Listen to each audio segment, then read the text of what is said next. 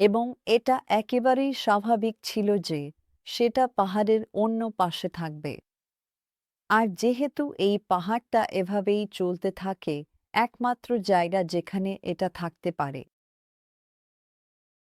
এই পাহাড়ের ওপাশে অন্য দিকটা, এটা এখানে বা উপরে হওয়া অসম্ভব কারণ পাহাড়টা অনেক দূর বিস্তৃত। তাই আমার বিশ্বাস এক্সোডাস কাহিনীর স্থান এটাই।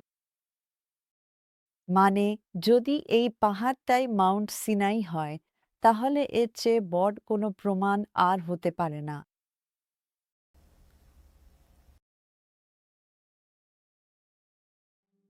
রন এটা জানতেন। সম্ভবত সৌদি আরবের বড় একটা উদ্বেগ ছিল যদি ইসরায়েল দাবি করে বসে যে মাউন্ট সিনাই তাদের দেশে থাকায় তারা ওই জমির ওপর অধিকার দাবি করতে পারে।